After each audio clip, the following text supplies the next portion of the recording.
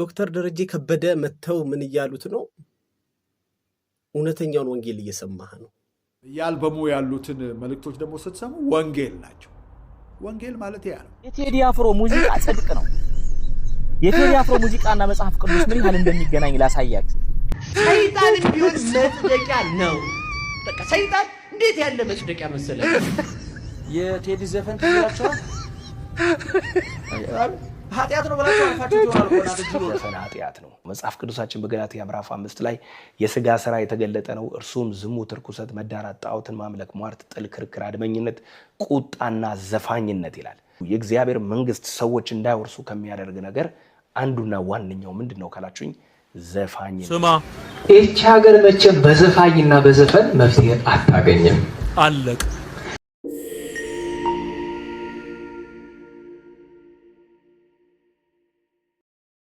ዘፋኝ ነው ብሎ በእውነት ቴዲ አፍሮን በዛ መወሰን ፌር አይመስልኝም። እኔ ፌር አይደለም። በየአልበሙ ያሉትን መልእክቶች ደግሞ ስትሰሙ ወንጌል ናቸው። ወንጌል ማለት ያ ነው። ስለ ፍቅር ፍቅር ያሸንፋል። በቃ ፍቅር ማን ነው? ፍቅር ኢየሱስ ነው። ፍቅር እግዚአብሔር ነው። ታዋቂው ዘማሪ ዶክተር ደረጀ ከበደ የቴዲ አፍሮ ዘፈን አይደለም እናስ ምንድነው ስንል ወንጌል ነው ብለዋል። እንግዲህ ከዚህ በፊት ይሄኛው ዘማሪ ያለውን ነገር አይታችሁታል። ዳስጣል የሚለውን የቴዲ አፍሮ ዘፈንን መስማት ማቆም አልቻልኩም እና ሲኦል መግባቴ ነው እሳቱን ቀለል ያርግልኝ ብሏል። ዶክተር ደረጀ ከበደ መተው ምን ይያሉት ነው? እውነተኛውን ወንጌል እየሰማህ ነው። ባንተ ዳስጣል የሚል ዘፈን መስማት ወንጌል ስለሆነ በሰማይ ታላቅ ደስታ እየሆነ ነው ያሉ ነው ማለት ነው ዶክተር ደረጀ። ለምን አንድ ሰው ወንጌልን ሲቀበል በሰማይ ታላቅ ደስታ ስለሚሆን አንተ ሰውዬ ሲኦል ውስጥ አይደለም የምትገባው እሳቱን ያቅለልልኝ ምናምን አትበል። የእግዚአብሔርን መንግስት ስራ ነው የሰራኸው፣ እውነቱን ነው የተቀበልከው እያሉት ነው ማለት ነው። ለዚህ ልጅ እንዳይጸጸት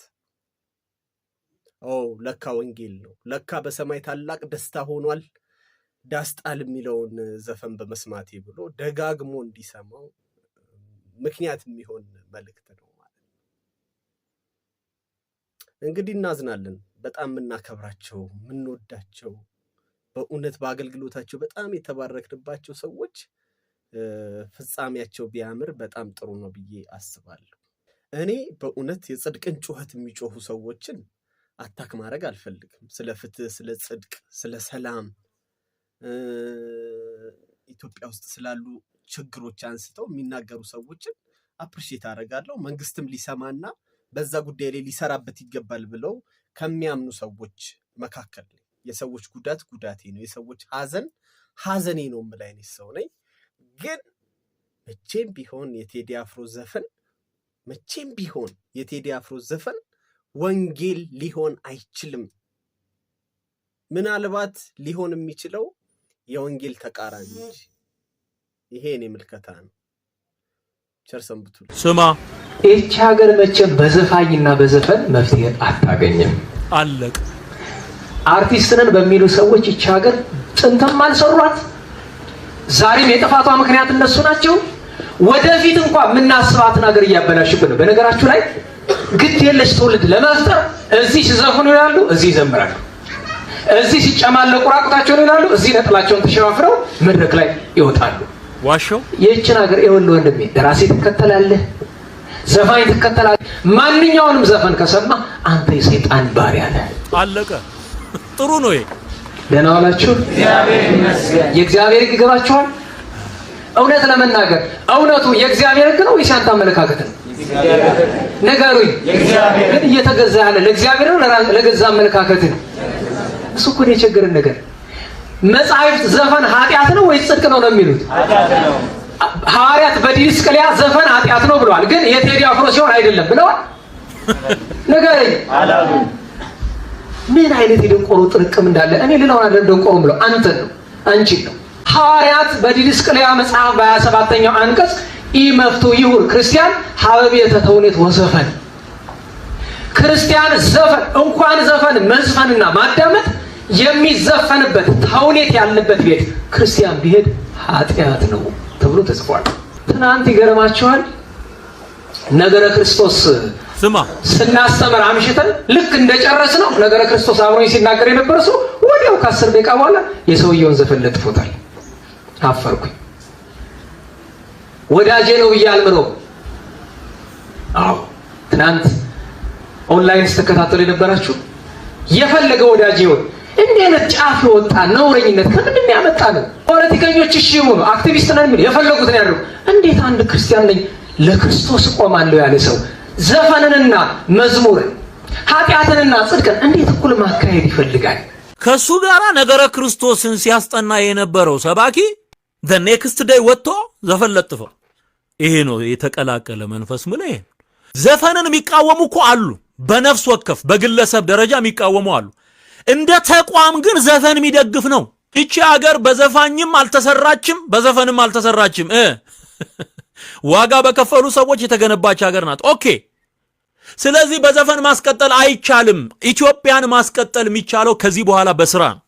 እግዚአብሔርን በመዝሙር አከብራለሁ ብሎ ከዛ ደግሞ በዚህ ዘፈን ሲያቀነቅንና እሪምቧ ሲል አጋንንትን ደግሞ እያመለከ ነው ማለት ነው።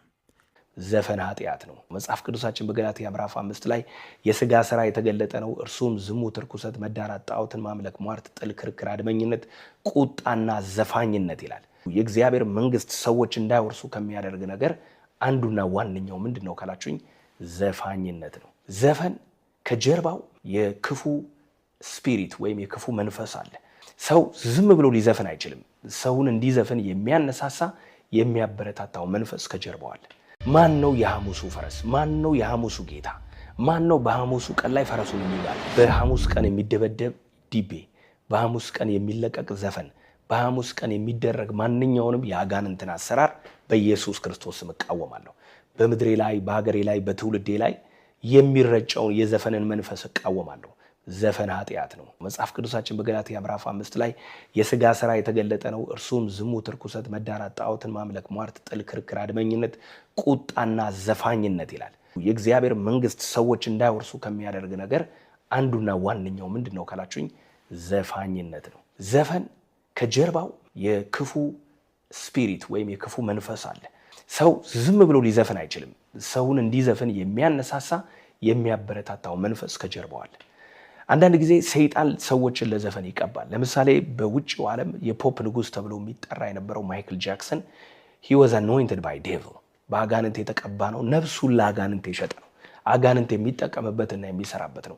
ማይክል ጃክሰን ቆሞ በሚዘፍንባቸው ጊዜያት በሙሉ ሰዎች በክፉ መንፈስ ይሞሉ ነበር።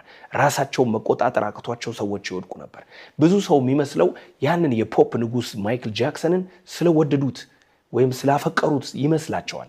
ነገር ግን አይደለም። ከነ ማይክል ጃክሰን ጀርባ ይሰራ የነበረው የርኩሰት መንፈስ ነው፣ የክፉ መንፈስ ነው።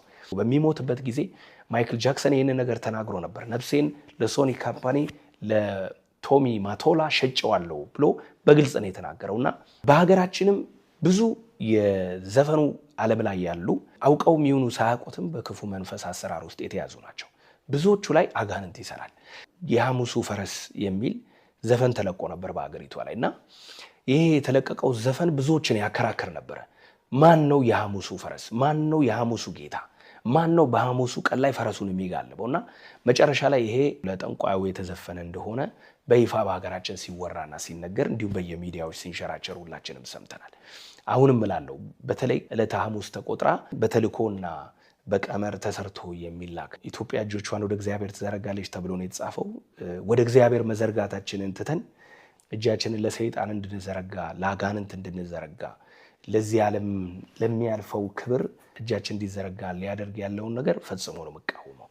ስለዚህ የእግዚአብሔር ቃል ኃጢአት ነው ያለኝን የእግዚአብሔር ቃል ትክክል አይደለም ያለኝን እኔ ትክክል ነው ብዬ ላጸድቀው አልችልም።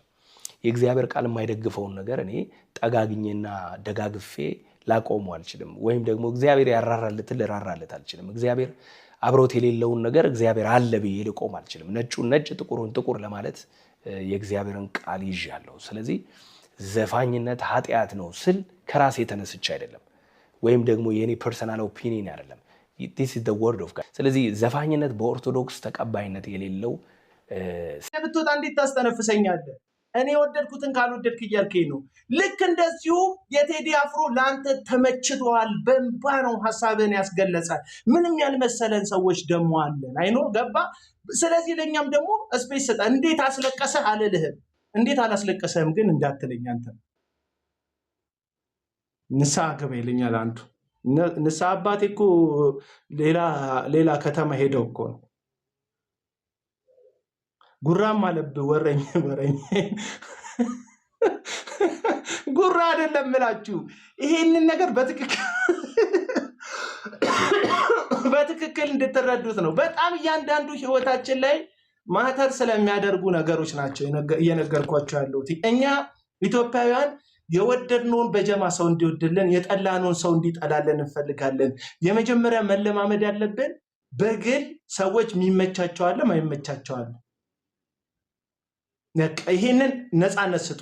ልክ እንደዚሁ እኔ ለዛ ነው እኔ ለሰዎች ሀሳብ ነፃነት ለመስጠት ሞክራለሁ። እኔ አሪፍ ነፃነት ሰጪ ነኝ። በቃ እንደኔ ዲሞክራሲ የለም እያልኩኝም አይደለም፣ ምርጫ ቅስቀሳም አይደለም፣ ተወዳዳሪ አይደለም።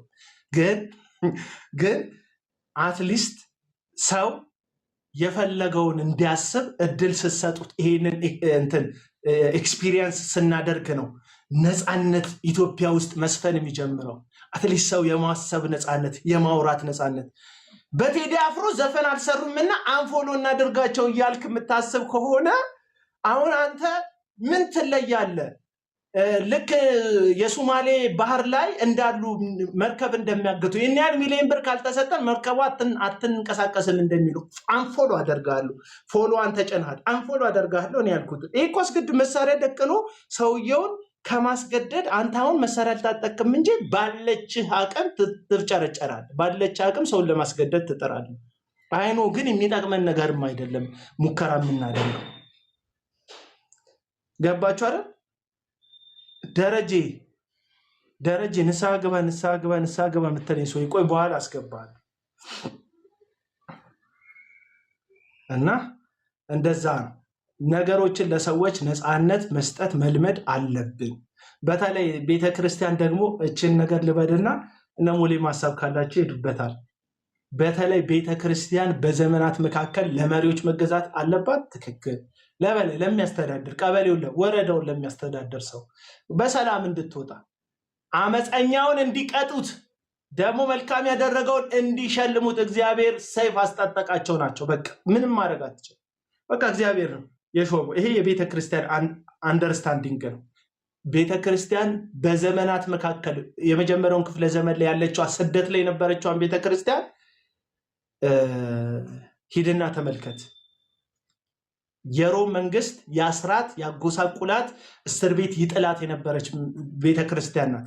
ሐዋርያቱ ታርደው፣ አንዳንዶቹ ተሰቅለው፣ አንዳንዶቹ መጥበሻ ላይ ተጠብሰው የሞቱ ናቸው ሐዋርያቱ።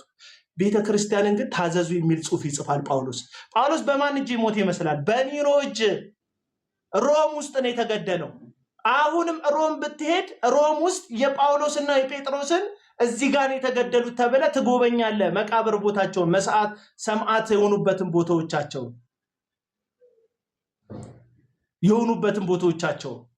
ግን እነዛ ሐዋርያት በመንግስት ላይ ስለማመፅ አያወሩም። እኔ ስለ ቤተክርስቲያን አገልጋይ ነው የማወራው። አጉል ደግሞ ኒሮንም አይሰብኩትም ነበር። አሁን መንግስትን የምትሰብኩ ሰዎች አላችሁ።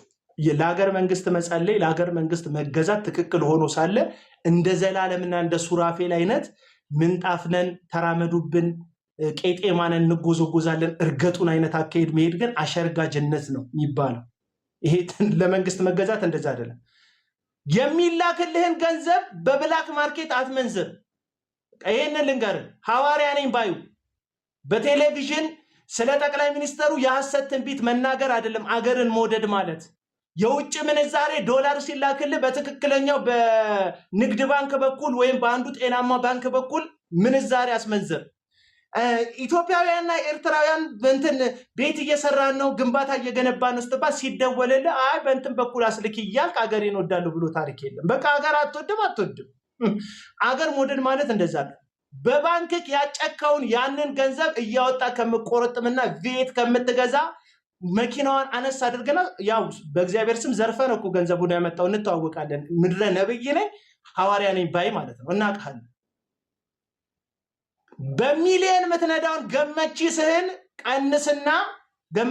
ቀንስና አነስ ያለች መኪና ነዳጅ ማትበላ በቻርጅ የምትደረግ ገባ አገልጋይ ነካ ኮስት ሚኒማይዝ ነው የምታደርገው አንተ በነዳጅ የምትሰራ ምናምን መኪና እንደዚህ ግዛና ከዛ የቀረውን ገንዘብ ቸርችክ ውስጥ ላሉ ወጣቶች የሥራ ማስኬጃ ስጣቸው። የሆነች ትንሽ የሱቅ ከፍተህ ይነግዱ። ትርፉ ለአንተም ለቤተ ክርስቲያኗም ይግባ፣ ችግር የለብኝም። አትሊስት ግን ስራ ያጡ ሰራተኞች ልጆችን ስራ እንዲሰሩ አድርግ። ይሄ ነው ሀገር መውደድ ማለት። ነብይ ነኝ ይሰማሃል? ቤተ ክርስቲያን ነኝ የሚባል አዳራሽ ከፍተህ ቤተ መንግስትን ተደግፈ በሚሆን መንገድ ለመንግስት ድጋፍ የሰጠ መስለክ ራስክን ከመንግስት ጋር ማጠጋጋት ሳይሆን ትክክለኛው የወንጌላዊነትና የወንጌል አገልግሎት እንደዛ ሳይሆን ለመንግስትና ለህዝብ እየጸለይክ እጅክ ያለውን ገንዘብ ወጣቶች እንዲሰሩበት አድርግ። መኪና መራጭ ሆንኩላቸው። በአመፅ ነው ያገኙት መኪና እንደሆነ አውቃለሁ። አትሊስት ግን በአመፅ ያገኘውን መኪና መጠኑን ቀንሰክ ለ3 ወጣቶች ለ4 ወጣቶች የሥራ ዕድል ብትፈጥርላቸው እግዚአብሔር ይመስገን ነው። ኢትዮጵያ የምትፈልገው እንዳንተ መድረክ ላይ የሆነ ቴዲ አፍሮ ስለዘፈነው ዘፈን ማብራሪያ የሚሰጥ አፉን የሚያሰፋ አፖስትልኝ የሚል ግለሰብ ሳይሆን ኢትዮጵያ የምትፈልገው ያለህን ገንዘብ ቸርችክ ውስጥ ላሉ ስራ ለሌላቸው ተመርቀው ቤት ውስጥ ለሚቀመጡ ያንተን እግር ጫማ ካልጠረግን ዳድዬ እያሉ እንዳንተ ነገና ከነገ ወዲያ አዳራሽ ከፍተን ህዝብን በዘብዛለን ብለው ለሚያስቡ ተስፈኞች ትንሽ የሱቅ ከፍተ መስራት መጽሐፍ ቅዱሳዊም መንፈሳዊም እንደሆነ አሳያቸው። በቃ ይሄንን ነው የምላችሁ። በጣም አሽቃበትክ የሚል ሰው አለ። ማሽቃበጥ እንደኔ ከሆነ ሁላችሁ ማሽቃበቱ በእውነት እንትና ሙልዬ እንኳን ደህና መጣ ሰላም በለና ሐሳብ ካለ ቀጥ ሐሳብ በፈለግከው ሐሳብ ላይ ማውራት ትችላለህ። የኔ ሐሳብ መንካት ከፈለክ የምትቃወመው ሐሳብ ካለ መሄድ ትችላለህ። ነፃ ነው ቤቱ ለማለት። ሰላም ብያለሁ። አቤላ ጆይ ከታች ያላችሁ እህቶች ወንድሞች ሁላችሁ ሰላም ብያለሁ። ምንድነው እንግዲህ እኔ አክቹሊ ያው ወንጌላዊ አማኝ በመሆኔ ደስተኛ ከሚሆኑ ሰዎች መካከል ነኝ። እወደዋለሁ። አክቹሊ ማህበረሰቤን እወዳለሁ። ክርስቲያን ቤተሰብ ማለት ነው፣ ክርስቲያን ፋሚሊ እወዳለሁ። ስለዚህ ወንጌላዊ አማኝ እዚህ ማህበረሰብ በመሆኔ ደስታ ከሚሰማቸው ሰዎች መካከል አንዱ እኔ ነኝ። ነገር ግን ምንድነው መናገር የምፈልገው እዚህ ጋር ከቴዲ አፍሮ ዘፈን ወይ ዛ ካሉ ሰዎች ይልቅ እሱ እንግዲህ እንትን አደርጋለሁ ከሱ ይልቅ የቤተክርስቲያን ትልቁ ስጋት የውስጥ ነው። ሐሰተኞቹ ናቸው። የውስጥ ስጋት ነው ያለን ማለት ነው። ስለዚህ የቤተክርስቲያንን ውጭ ያሉ ዓለማውያን ሰዎች የሚዘፍኑት ዘፈን ነው ወይ የጎዳት ያለው? ቤተክርስቲያንን እየጎዳ ያለው የፖለቲካው ጉዳይ ነው ወይ? አሁን ከረንትሊ ስለ አሁን እያወራን ከሆነ ማለት ነው ቤተክርስቲያንን በተመለከተ መንግስት ነው ወይ የጎዳ ያለው ቤተክርስቲያንን?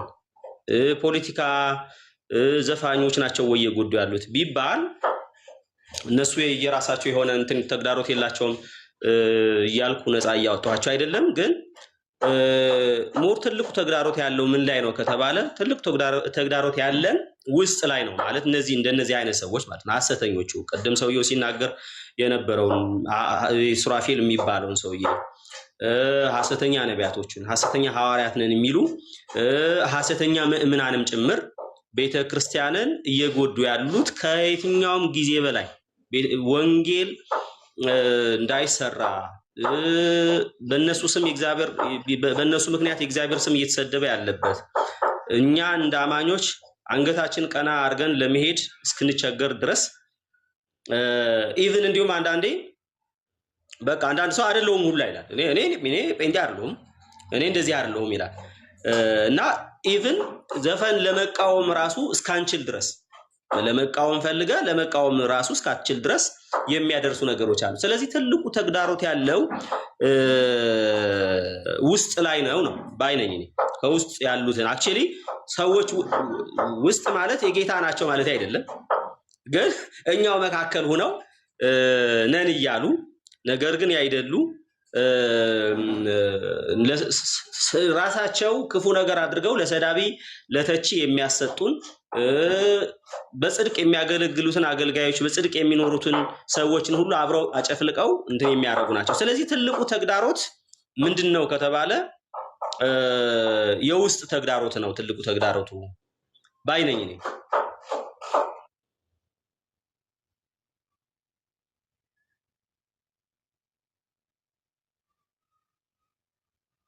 ችግር የለውም እየተከተፈ ነው አይደል? ችግር የለውም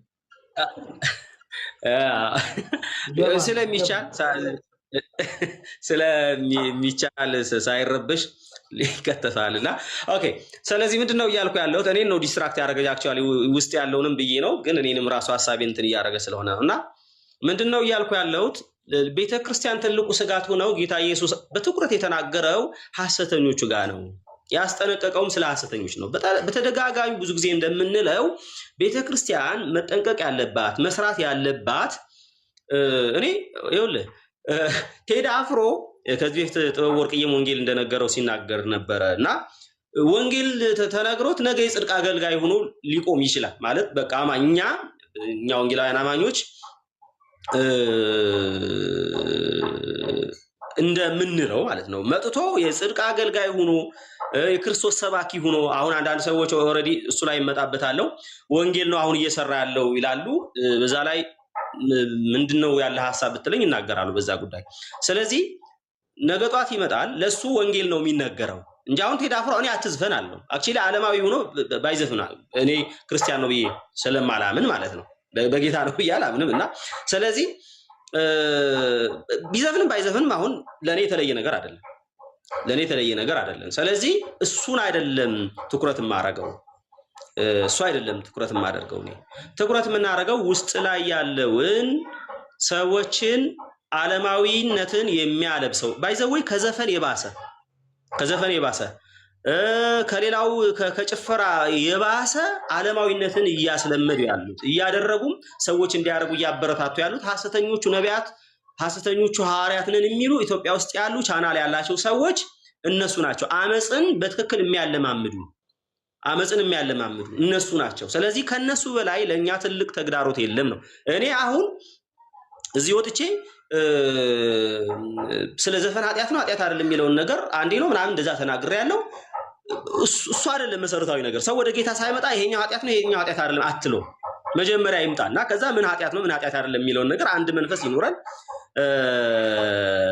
አንድ መንፈስ ካለን በኋላ እንማማራለን። አሁን እኔ ወንጌል ላልገባው ሰው ኃጢአት ነው ኃጢአት አይደለም እያልኩ አይደለም የምነግረው ለሱ መጀመሪያ በክርስቶስ ኢየሱስ ይመንና ይዳን። ከዳነ በኋላ ምንድነው ከዋናው ኃጢአት ሳይላቀቅ ኮራፕትድ የሆነ ማንነት ይዞ ከዛ በኋላ እሺ ዘፈን ቢተውስ ይጸድቃል? ቴዲ አፍሮ ዘፈን ቢተውስ ቴዲ አፍሮ ባይዘፍንስ እንዲሁ ቢሰብክስ እሺ ማለት ቢሰብክ ባለበት ቤተ እምነቱ ነው ቢሰብክስ ሱራፌል እነዚህ ሐሰተኞቹን ያጸድቁት ይሆን ማለት ይድን ይሆን? ስለዚህ እንዲህ ያለ ቀልድ ትተው በትክክል ወንጌልን ቢሰብኩ በፍቅር ሌላ በርግጥ አጀንዳ የላቸውም ወንጌል የላቸውም እንደዚህ እያሉ ምንድነው የነዚህ ሰዎች ዓላማ አንድ ነገር ነው የጴንጤውን ማህበረሰብ በዚህም በዛም ብሎ ማስደሰት ነው ዓላማቸው። በቃ ያላር የጽድቅ አገልጋይ መስለው ምናምን ነገር ያው ዘፈን መጥላቱ ቆንጆ ነው ዘፈን እንደሚጠላ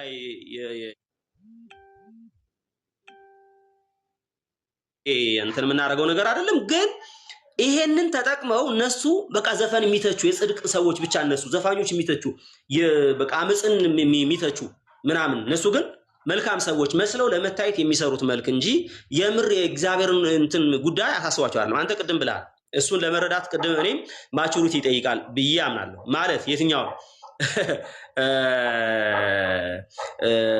እግዚአብሔር የለም ብለው ይላል። ይሄማ ለመረዳት ሩቅ እኮ ማለት ይሄን ለመረዳትማ መብሰል እኮ ነው የሚጠይቅ ማለት እነዚህ ሰዎች እንዴት በዚህ ድፍረት ደፈሩ? ወይ እብድ መሆን አለባቸው በአይምሮ ጤነኛ መሆን የለባቸውም፣ ወይም ደግሞ ጤነኛ ሆነው እግዚአብሔር የለም ብለው ማመን አለባቸው። ከዚህ ውጭ ከመረጥክ ወይ ደግሞ እውነተኛ የእግዚአብሔር ሰዎች ልትላቸው ማለት ነው። እውነተኛ የእግዚአብሔር ሰዎች ናቸው ወይ አይደሉም? እውነተኛ የእግዚአብሔር ሰዎች አይደሉም። እና እውነተኛ የእግዚአብሔር ሰዎች ካይደሉ ጤነኞች ናቸው? አይ ጤነኞችማ ወይ እብድ ናቸው ወይ ጤነኛ ከሆኑ ደግሞ እግዚአብሔር የለም ብለው ያምናል። ከዚህ ውጭ ሊሆን አይችልም። ስለዚህ እነዚህ ሰዎች የሚሰሩት አመፃ እኔ አንድ ነገር ልናገር፣ ዘፈንን ከዘፈን ባለፈ እኔ ስለ ዘፈን በኋላ ያለኝን አመለካከት ስለዚህ ነገር የተናገሩ ሰዎችን ሐሳብ ሰጥበታለሁ። ግን በጣም በሚገርም ሁኔታ አማኝን የሚረብሽ ሰውን የሚያሰናክለው እዚህ ቤት ያለውን መቀመጫን እያንቀሳቀሱ የሚደረጉ ለእግዚአብሔር አምልኮ ነው ውዳሴ ነው ተብሎ የሚቀርቡ ከዘፈን የተኮረጁ ዜማዎችን አምጥተህ ቸርች ላይ ከዛ በኋላ ዘፈንን ትተቻለህ። በምን ሞራል ትተቻለህ? ከዛ ዜማ ቀድተህ እንቅስቃሴው ባይዘው አንዳንድ ዘፋኞች እንዲሁም ስርዓት ያላቸው ዘፋኞች አሉ። እንቅስቃሴያቸው ራሱ የተገደበ ማለት ነው። ያው እንደየባህሉ የሚወስነው ነገር አሁን የኛ ባህል ያው እንግዲህ እንደዚህ መሽከርከር ብዙ እንትን የለውም፣ የታወቀ ነው። ግን በጣም በሚገርም ሁኔታ ወላይትኛ ላይ የተዘመሩ መዝሙሮችን ብናይ ሰዎቹ በወላይትኛ ባህላዊ እንቅስቃሴ የሚያደርጉትን ነገር ብታይ እንዴ እኔ እውነት ለመናገር ማለት ነው ልክ ጌታ ኢየሱስ ክርስቶስ ጅራፍ እንዳነሳ ስልጣን ቢኖረኝ የለኝም እንጂ ጅራፍ ሁሉ ላነሳ እችላለሁ። ጅራፍ ሁሉ አንስተህ እነዚህ ሰዎች ገርፈህ እነዚህ እንደዛ የሚያደርጉ ሰዎች አንድ ኦሮምኛ መዝሙር አለ፣ ቃውጤው መዝሙር ማለት ነው። እና ዘማሪው በቃ ቅውጥ ያለ ሴትና ወንድ ልብስ ለብሰው ዱላም ያዙአሉ። በደንብ ነው የሚሸከሽኩት። ኦሮምኛ ጭፈራ ማለት መዝሙር ነው። እና ጨፋሪዎቹ ከየት ነው የመጣቸው? ከኦሮሚያ ኪነት እና በትክክል ስቴፑን እየጠበቁ ነው የሚሸከሽኩት። እና እንደዚህም አለ እኛ መካከል። ይሄንን ይዘህ ዘፈን ለመተቸት እንዴት ትወጣለህ ነው? ይሄንን እንትን ብለህ አክቹሊ የወላይታ ማህበረሰብ ልክ ነው። ከታች የወላይታ ማህበረሰብ አይወክሉም ማለት እውነት ነው፣ አይወክሉም። እኛም ይወክላሉ አንልም። አማኙንም አይወክሉም፣ ማህበረሰቡንም አይወክሉም። አፍተር ኦል እና ስርዓት አልባ በተለይ ሰርግ ላይ ማለት ነው ስርዓት አልባ የሆኑ እንቅስቃሴዎች በማድረግ እኔ ወላይታ ላይ ረጅም ጊዜ ኑር ያለው አውቃለሁ ያለውን የማህበረሰብ ቀጥታ እኔ ትርጉሙን ስለማላቀው መዝሙሩን ትርጉሙን ስለማላቀው ሰዎች ናቸው መዝሙሩ እንደሆነ ራሱ የሚነግሩ እንዴ ዘፈኑ የተከፈተው ምናምን ብዬ ደንግጬ ከዛ በኋላ አረ መዝሙር እኮ ብለው ነው እነሱ መዝሙር ብለው ነው ይላሉ። እና ይሄንን እንደዚህ አይነት ነገር ይዘህ ዘፈን ለመተቸት ሞራል የለህም። እና እንዲሁም አንገታችን ውስጥ ላይ ጀግና የሆነ ሰው ማለት በጽድቅ የቆመ ሰው ውስጡ ቤቱ ላይ ያለውን ነገር ቢያጸዳ ቢተችና ከዛ በኋላ ይደርሳል እኮ ይደርሳል። ከዛ በኋላ ያሉትን የባህል ዘፈኖች ኃጢአት ናቸው አይደሉም ወይ፣ የሰርግ ዘፈኖች ኃጢአት ናቸው አይደሉም ወይ ምናምን የሚለውን ነገር እሱ ላይ ማውራት ይቻላል። ግን እንኳን ሐሰተኞች ነቢያት ተዋቸው፣ እነ ሱራፌልን ተዋቸው። እውነተኛ ሰባኪ ነኝ የሚል ሰው የራሱን ቤት በትክክል በዚህ መንገድ መሆን አለበት ብሎ የራሱን ቤት ለማጽዳት ያልሞከረ ይሄ ስርዓት አልበኝነትን ይሄ ከልክ የወጣ ከስርዓት የወጣ አምልኮን የሚመስል ነገር እሱን ሳይቃወም ውስጥ ያሉትን ሐሰተኞችን ሳይቃወም የቴዲ ደጋፊዎች ይላል ከታች ማለት ነው። እና እሱን ሳይቃወም ቴዲን መቃወም አይችልም፣ ሌላውን ነገር መቃወም አይችልም። እና ግልጽ በሆነ መንገድ በመጀመሪያ ነገር የሚቀድመው ቤት ላይ ያለውን ነገር እኛ እንቅፋት የሆነን ተግዳሮት የሆነን የከበደን ትልቁ ፈተና የዚህ ዘመን ትልቁ ፈተና ምንድነው? ስርዓት አልበኝነት፣ ይሄ ቅይጥነት፣ ከዓለምን መውሰድ ቅይጥነት። የመጨረሻ ቤተክርስቲያንን ያመሰ ነገር ቢኖር ልብህን በቃፍህን ሞልተህ እንዳትናገር፣ እንዳትሰብክ፣ እንዳትተች ይሄ ነገር ትክክል አይደለም ብለህ ልታርም እንዳትሞክር ሊያደርጉ የሚችሉ አንገትህን ሊያስደፉ የሚችሉ ቤተክርስቲያን ላይ ቅይጥነት አለ። ይሄንን ነገር ሳትቃወም ውጭ ወጥተህ ለዛውም ማለት ዓለማዊ ብለህ የምትለውን ዘፋኝ መተቸት እና ምን ሊሰራ ነበር? አሁን ቴዲ አፍሮ ምን ያርግ ከመዝፈን ውጪ ሌላ ምን ሊያደርግ ይችላል? እና ምን አለ አንዱ ደግሞ እንግዲህ ወደዚህኛው ደግሞ ስመጣ ወደ ማለት ዘፈን መልካም ነው እንዲሁም የቴዲ ዘፈን ወንጌል ነው ምናምን ያሉ ሰዎች አክቹሊ እኔ አልስማማም። እንግዲህ እነሱ ያሉበት ምክንያት ምንድነው? ጭቁኑን ማህበረሰብ እና የተረገጠውን ችግር የደረሰበትን ነፃነቱን ያጣውን ዲሞክራሲ ኤክሰርሳይዝ የሚያደርገውን ማህበረሰብን እሱን ድምፅ እንሁነው ብሎ ስለተነሳ ስለ ፍቅር እየሰበከ ስለሆነ ወንጌል ነው ብለው እነ ዘማሪ ደረጀ ተናገሩ። አክቹአሊ ዘማሪ ደረጀ ሪስፔክት የምናደርገው ወንድም ነው። ይሄንን ማለቱን ግን እኔ አልደግፍም። ለምንድነው የማልደግፈው ስል በመጀመሪያ ወንጌል ነው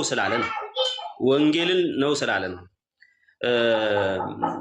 ወንጌል ምንድነው የሚለውን ነገር ምናልባት በተወሰነ መንገድ አዲስ የሆነ ክርስቲያን እንዴ ወንጌል እንደዚህ ነው ሊል ይችላል። ወንጌል እንደዛ አይደለም። ወንጌል ምድራዊ ጉዳይ አይደለም። ወንጌል ሰማያዊ ነገር ነው። ወንጌል የእግዚአብሔር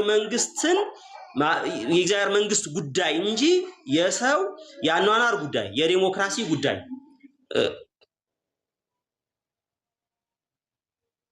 የአስተዳደር ጉዳይ፣ በልቶ የማደር ጉዳይ ከዚህ በፊት ሐሰተኛው ነብይ ሄኖክ እንዳለው ማለት ነው። ወንጌል ማለት ብሎ ሮሜ ምዕራፍ 10 ላይ ጠቅሶ ልክ ከምግብ ጋር አገናኝቶ እንደተናገረው ማለት ነው። ወንጌል እሱ አይደለም። የጌታ ኢየሱስ ክርስቶስ እንደዚህ የመሰላቸው ሰዎች አሉ። ባይዘወይ ልክ ዮሐንስ ወንጌል ምዕራፍ 6 ላይ እንዳለ አበርክቶ አብልቷቸው እየተከተሉት ነበር። ለሚጠፋ መብል አትስሩ ነው ያለው ቃል በቃል ጌታ ኢየሱስ ክርስቶስ። ለዘላለም ሕይወት ለሚኖር የሰው ልጅ ለሚሰጣችሁ ስሩ፣ እርሱም እግዚአብሔር አብ አትሞታል። ወንጌል ማለት ሰው ከወደቀበት ወንጌል እግዚአብሔር ነው። ወንጌል ስለ ልጁ ክርስቶስ ነው። ስለ ልጁ ክርስቶስ ምንድነው? ሰው ኃጢአተኛ እንደሆነ በኃጢአቱ ምክንያት ደግሞ የኃጢአት ደሞዝ ሞት ስለሆነ ለዘላለም ሊሞት ስለሆነ በክርስቶስ ኢየሱስ መዳን አለ ብለህ ሰማያዊ ጉዳይ፣ ሰማያዊ ዜና ወንጌል የምስራች ነው። እሱም የምስራቹ የምድራዊ ጉዳይ አይደለም። የምድራዊ ፖለቲካ ተስተካክሎልሃል፣ አኗኗር ኢኮኖሚን ተስተካክሎልሃል፣ መንግስት ተነስቶልሃል አይደለም። ወንጌል ይሄ ነው። ስለዚህ በኔሮ ዘመን በዛ በፈረስ ሴንቸሪ ካሊጉላ ዘመን በነዛ አመፀኞች የሚባሉት ሰዎች ዘመን የቄሳር መንግስት የሮም መንግስቶች ዘመን ወንጌል ይሰበክ ነበረ። ማህበረሰቡ ግን ይጨቆን ነበረ። ክርስቲያኑ ይሰደድ ነበር፣ ይወገር ነበር፣ ይገደል ነበረ። ስለዚህ ለነሱ በቃ ይሄ መንግስት ተነስቶላቸዋል፣ በቃ ቄሳር ተነሳ አይደለም የምስራች ለነሱ።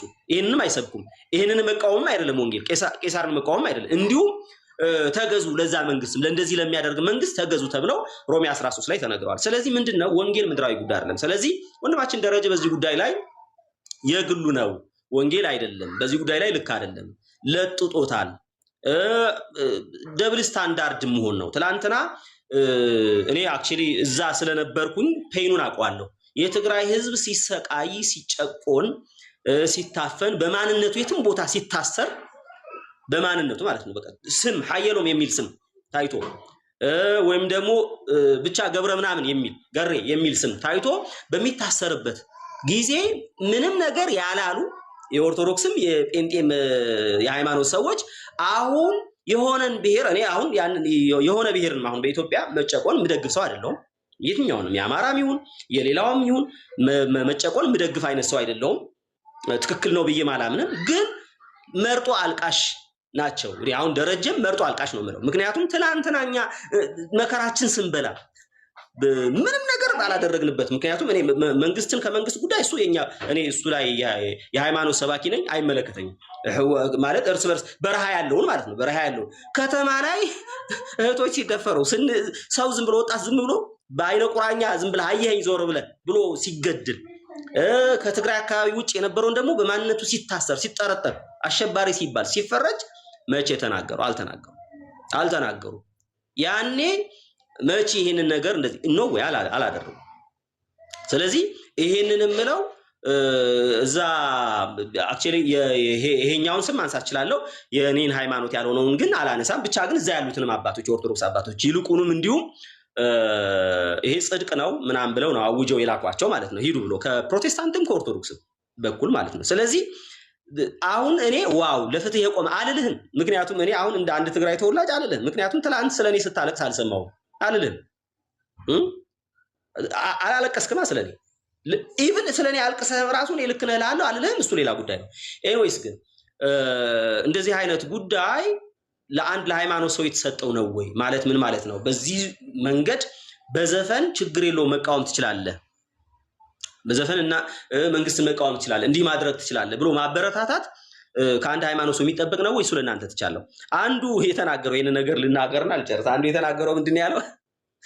በጣም ነው ቪዲዮም ራሱ እዚህኛው ስልኬ ነው እንጂ አሰማችሁ ነበረ። ምን እንዳለ ታውቃለህ አቤላ? ስለ ኤፌሶን ምዕራፍ 2 ያለውን ጸጋውን በእምነት አድኗቸዋል፣ ይህም የእግዚአብሔር ስጦታ ነው እንጂ ከእናንተ አይደለም፣ ማንም እንዳይመካ ከስራ አይደለም የሚለውን ነገር አነሳና መዳን ከስራ አይደለም ማለት መዳን ከስራ አይደለም አለና መዳን ከስራ ያልሆነው ማለት ነው አናጺ ስለሆንክ አትድንም አለ። ኢንጂነር ስለሆንክ አትድንም አለና ዘፋኝነትም ስራ ነው። ስለዚህ ዘፋኝም ስለሆንክ ሲኦል አትገባም። ስለዚህ ምክንያቱም መዳን በስራ ስላልሆነ አለ ማለት ነው። ስለዚህ ዘፈን ስራ ነው፣ መዳን ደግሞ ከስራ አይደለም ብሎ አለ ማለት ነው። እንደዚህ አይነት አፈታት በህይወቴ ዘመን እኔ ሰምቼ አላውቅም ማለት ነው። እና ስለዚህ በስራ ስላልሆነ መዳን ዘፋኝ ስለሆንክ እግዚአብሔር አይቆጣህም፣ አናጺ ስለሆንክ ደግሞ እንደዚህ አይልም ማለት እና ስራ የሚለውን ምን ላይ አስገባው ማለት ነው?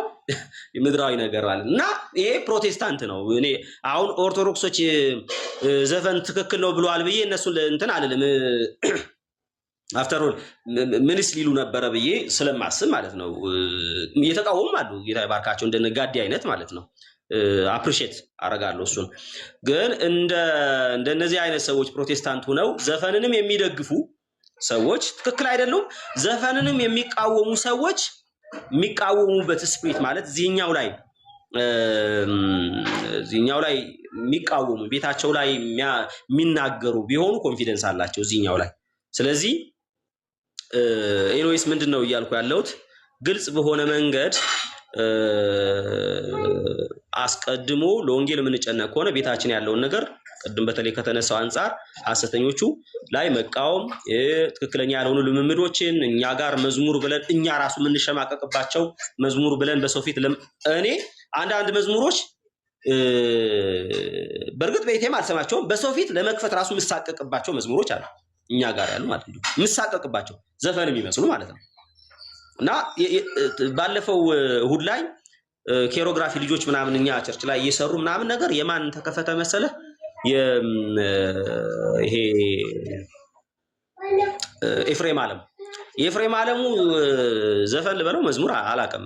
ምክንያቱም ከኤፍሬም ታምሩ ያው ስሙ አንድ ስለሆነ መሰለኝ ከኤፍሬም ታምሩ ይሄ ከጎሳዬ ጋር ሆኖ የዘፈኑት ማለት ነው። ጎሳዬ ጋር ሆኖ የዘፈኑት ግቡ ምናምን ወደ ሀገራችሁ ምናምን ብሎ ዲያስፖራውን እሱን ዜማው ባላገሩ እሱን ቀጥታ እንትን ብሏል። ከዛ በኋላ እንግዲህ በዓለም እያለን ሰምተነዋል። ከዛ ልጆቹ ኬሮግራፊ ምናምን ይሰራሉ፣ እሱ ተከፍቷል። እኔ ይሄንን እየሰማው ምን ማለት ልታነጽበት ነው ወይ ደግሞ መንፈሳዊ ተመስጦ ሊመጣብኝ ነው ማለት እግዚአብሔር ላመሰግንበት ነው። ዘፈን እንግዲህ በጌታ በልጅነቱ ጀምሮ በጌታ የሆነ ሰው ምናልባት እሱንም ጌታ ይረዳው ካልሆነ በስተቀር እንደኔ ከዓለም የመጣ ሰው ዘፈን ሰምቶ መጥቷል። ስለዚህ እዚህ ጋር ደግሞ ያንን ዘፈን የሚመስል ነገር አንተ ብታስታውሰው ወደ ኋላ ነው የምትመልሰው፣ ወደ ነበረበት፣ ወደ ስካር፣ ወደ ዘፈኑ፣ ወደዛ ነው የምታስታውሰው እንጂ ጌታን አታሳየውም። እና ጥዬ ወጥቼ ሄጃለሁ ማለት ነው። ጥዬ ወጥቼ ሄጃለሁ። ለምን በቃ ኤፍሬም ታምሩ ቸርች ላይ ቁጭ ብዬ ልስማ ኤፍሬም ታምሩ ዘፈን በኤፍሬም ስም ማለት እና እንዲህ አይነት ነገር መቃወም ሳትችል ዘፈን ለመቃወም ከደፈርክ ደብል ስታንዳርድ ነው፣ ትክክል አይደለም። እንዲሁም ዋናው የውስጥህን ነገር ተቃወም ነው የምለውና ይሄን ነገር መቃወም ካልቻልክ ግን ዝም ነው። ጥሩ ሐሳብ ያነሳው ሙሉ እኔ ሐሳቦቹን ጠቅለል አድርጌ ትንሽ ሼፕ ለማስያዝ ልሞክር። በእኔ አንደርስታንዲንግ ማለት ከተሳሳትን እንተራረማለን። የመጀመሪያው ነገር የፍትህ ጩኸት የእግዚአብሔር መንግስት ወይም የክርስቶስ ኢየሱስ ዳግም ምጽአት እስካለ ድረስ የሚቀጥል ነው የፍትህ ጩኸት። የፍትህ አንጻራዊ መሻሻል ይታያል እንጂ ፍትህ ጨርሶ ሊመጣ የሚችለው ክርስቲያኖች፣ ኦርቶዶክሳውያን፣ ወንጌላውያን ደግሞ የካቶሊክ ቤተ እምነት ተከታዮች የሆናችሁ ክርስቲያን አማኞች የሆናችሁ ማለት ነው በክርስቶስ ኢየሱስ ዳግም ምጽአት የምታምኑ ሰዎች የፍትህ ነገር ሊሳካ ሊረካ የሚችለው የእግዚአብሔር መንግስት ሲመጣ ነው። እያንዳንዱ መንግስት ፌል ያደርጋል። አሜሪካውያን እንኳን እንግዲህ የዲሞክራሲ ማማናት የምትባለው አሜሪካ ባለፈው 50 ሚሊዮን የሚያክል ሰላማዊ ሰልፈኛ በ50 ስቴት ውስጥ ወጥቶ ነበር። ኖ ሞር ኪንግ ብለው ትራምፕን ተቃውሞ ማለት ነው። እያደረገ ያለው ጦርነት እየተዋጋ ውጊያ በቢሊዮን የሚቆጠር ለጦርነት የሚያወጣው ወጪ የኛ ጦርነት አይደለም፣ ግን የኛ ገንዘብ ነው እየወጣ ያለው ብለው ተቃውመዋል። በዛን ያክል ደረጃ ዲሞክራሲ ያለባት ሁላችንም አሁን ብንሄድ ብንባል የት ብትሄዱ ደስ ይላቸዋል ብንባል አሜሪካ ነው የምንለው። ብትናደድ ራሱ እዚህ ሀገሩ ያሉ አሜሪካ ከኢራን ጋር ስትዋጋ ዳውን አሜሪካ የሚሉ ሙስሊም ወገኖቻችን ራሱ የት ብትሄዱ ይሻላቸዋል ቢባሉ አብዛኞቹ የሚፈልጉት አሜሪካ ነው። የእምነት ነፃነት ይከበርላል፣ የብዙ ነገር ታከብራለች። ግን እዛም ውስጥ የፍትህ ጥያቄ አለ። ለምሳሌ ጥቁሮቹ እስካሁን ድረስ የፍትህ ጥያቄ አልተሟላለንም ብለው ያስባሉ፣ ያምናሉ። ጥቁሮቹን ይገሏቸዋል። ነጫጭ ፖሊሶች የተለየ እንትን አላቸው፣ አውቶሪቲ አላቸው። በቃ ያስታውቅ ነገርየው ማለት ነው። ፍትህ ጨርሶ ሊመጣ የሚችለው አሁን ስታንዳርድ ነው በምትለው በአሜሪካ ላይ ብቻ ሳይሆን የእግዚአብሔር መንግስት ሲመጣ፣ ጦሩ ወደ ማረሻ ሲለወጥ፣ የሰላም ንጉሷ ሲመጣ፣ ኢየሱስ ክርስቶስ የዘላለም ጌታ የጌቶች ጌታ ነው። ይሄ ነው በቃ እኔ ልቤን በተስፋና በእምነት የሚሞላኝ። የዘላለም አምላክ የሰላም አለቃ የነገስታት ንጉስ የእግዚአብሔር አንድያ ብቸኛ ልጅ ከድንግል ማርያም የተወለደ የድንግል ማርያም ልጅ ክርስቶስ ኢየሱስ ሲመጣ ነው በቃ አሁን ለዚህ ነው ሁልጊዜ የፍትህ ጥያቄ ራሱ አንዱ ጋር ፍትህ ማጓደል ነው የሚሆነው። አሁን እኔ አንተ ውስጥ ያየው ጩኸት እሱ ነው። ለምሳሌ አሁን የአማራ ህዝብ የሚያሰማው ጩኸት ውስጥ ለአማራ ጊዜ ድምፅ ያሰሙ ሰዎች ለምን ለትግራይ ጊዜ የሚል ጥያቄ ይነሳባቸዋል። ለምን እዛም በደል ነበር፣ እዛም የተደፈሩ ሴቶች አሉ፣ እዛም የተጎሳቆሉ ሴቶች አሉ። እና አሁን ላይ መንቃታቸው ራሱን ችሉ አሁን ላይ ለሰላም ጥያቄ ማቅረባቸው እነዛ ሰዎች ችግር ባይሆንም ግን ሁልጊዜ አይታል ፍጹም ሁላችንንም ሊያረኪያ የሚችል ፍትህ የለም እዚህ ምድር ላይ። ፍትህ የለም እዚህ ምድር ላይ ሁላችንን ባንዴ በኩል ሁኔታ ሊያረካን የሚችል የፍትህ እንትን የለም። አሁንም እየተደፈረች ያለች ሰሜን ላይ ያለች ሴት ካለች ልክ ቀድሞ ሰሜን ላይ እንደተደፈረችዋ ሴት የዚች መደፈር ለዛች ዝም መባሉና ለዚች መጮሁ የዚችን መደፈር አያቃልለውም ወይም ልክ አይደለም አይበረው። የጮኸው ሰውዬ ራሱ ሊናው ይውቀሰው። እኔ አሁን አንዳንድ ጊዜ ወጥቼ እናገራሉ። ለምሳሌ ባለፈው በአርሲ ለሞት የኦርቶዶክስ ቤተ እምነቶች ሳወራ እንትን ስንገደልኛ ለምን ዝም አልክ የሚሉ ሰዎች ኮመንት ላይ አያለሁ። ይኸውልህ ያኔ አልገባኝም ነበር ፍትህ፣ ዛሬ ገባኝ። እና ዛሬ መጮህ ልክ ያኔ ስላልጨልኩ ዛሬ መጮህ ስህተት ይሆናል? አይሆንም። አሁን መንቃት ያለብኝ ምንድን ነው? መንቃት ያለብኝ መቼም ቢሆን ፍትህ ሲጓደል የትም ቦታ ላይ ለመጮህ መንቃት፣ ልክ አይደለም ለማለት መንቃት። ደም መፍሰሱ በአማራም ቢሆን በኦሮሚያም ቢሆን በትግራይም ቢሆን በሰሜን በደቡብ ቢሆን በምዕራብ ቢሆን መሀል ላይ ቢሆን ዳር ላይ ቢሆን ልክ አይደለም በሚል መንፈስ ነው መነሳት ያለብን። ምክንያቱም እኛ በክርስቶስ ኢየሱስ ያመንን ሰዎች የተወለድንበት ዘር የተወለድንበት ወገን ቢኖርም ግን እኛ አሁን ከዚህ እናልፋለን፣ ከድንበሩ አልፈናል። አሁን እኔ ትግራይ የሚባል ክልል አውቃለሁ፣ የሆነ ቁጥር የሆነ እዛ ውስጥ ያለው ሰው ግን የኔ ወገን ነው ብዬ ነው ማምነው። አማራ የሚባል ክልል አውቃለሁ፣ ያ ክልሉን አልፎ ግን ያለው ገበሬ እንደኔው ችግር የሚያይ የኔው አይነት የቧንቧ የተጣራ ውሃ ችግር ያለበት፣ የኔው አይነት የመሰረተ ልማት ጥያቄ ያለበት፣ የኔው አይነት የቢዴና ጥያቄ ያለበት፣ ተመሳሳይ ችግር፣ ተመሳሳይ አየር፣ ተመሳሳይ ሰማይ ስር ያለን ሰዎች ነን እና ፍትህን መጠየቃቸው ችግር የለውም። አሁን ራሱን ችሉ ሰዎቹ እንዴት አድርገን እንጠይቅ ነው። እኔ አሁን ባለፈው ጥያቄ ያቀረብኩኝ ለምን አንድ ላይ ሆነ ውሃ የሚያስወድዱብንን ሰዎች አንገዛም ብለን ውሃ እያሞቀን እያፈላን እየጠጣን ቦይካታ እናደርጋቸው ማለት ማን ይሰማኛል? ኮመንት ላይ ብዙ ሰው ዋጋ ነግሮኛል እንደተወደደበት። አብረን ግን መቆም አንችልም እንደዚህ አይነት ጉዳይ ላይ። ስለዚህ ፍትህን መጠየቁ ራሱን ችሎ የምንጠይቅበት አግባብ ነው እንጂ መጣራት ያለበት እንጂ መጠየቅ አለብን። ስለዚህ እኔ ቀደም ያልኩት ለዚህ ነው። ሰው ውስጥ ያለ ክፋት ሰው ውስጥ ካለ ደግነት ጋር ነው ሁሌ ጦርነት የሚያደርገው። ሰው ውስጥ ያለው ክፋት አቅም ሲያገኝ ሰው ውስጥ ያለውን ደግነት ነው ጉልበት በማጣቱ ምክንያት የሚደፈጠጠውና የሚጨፈልቀው። እኔ